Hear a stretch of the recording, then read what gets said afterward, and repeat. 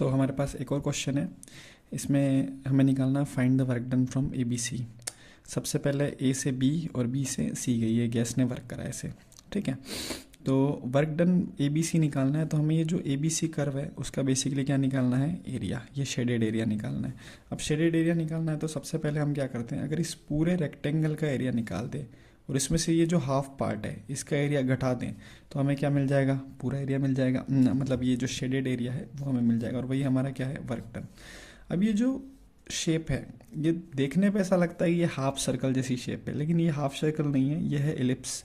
कैसे पता चलता है एलिप्स, तो देखें अगर ये सर्कल होती तो इसकी दोनों रेडियस 10 होती, लेकिन एक रेडियस इसकी 10 है, another radius will be about 20, तो ये है एलिप्स। और एलिप्स का जो एरिया होता है उसका फॉर्मूला क्या होता है, पाई ए बी।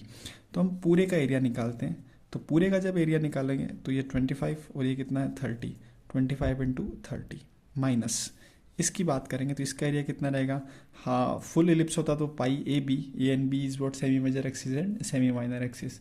हाफ की बात कर रहे हैं तो pi by 2, semi major 20, semi major 10, 20, semi minor is what 10। उसके अलावा प्रेशर की जो यूनिट है वो बार है और वॉल्यूम की यूनिट क्या है, सेंटीमीटर क्यूब। तो यहाँ पे आ गया बार इंटू सेंटीमीटर क्यूब। यहाँ से आंसर आएगा माइनस। माइनस क्यों आ रहा है, उसके पीछे का रीज़न ये है कि जब आप ए से सी जा रहे हो, ए से सी, तो आपका वॉल्यूम बढ़ रहा है या घट रहा है, घट रहा है, और वॉल्यूम घट रहा है तो वर्क डन बाय गैस क्या होता है, नेगेटिव। तो ये आ गया नेगेटिव 436 इंटू 10⁵।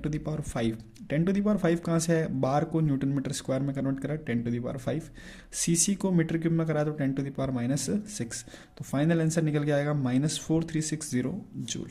ओके, यहाँ पे आंसर आएगा वो बार और सी में आ रहा है, तो हमें जूल में कन्वर्ट करना है, तो ये दोनों कन्वर्जन भी लगाने पड़ेंगे।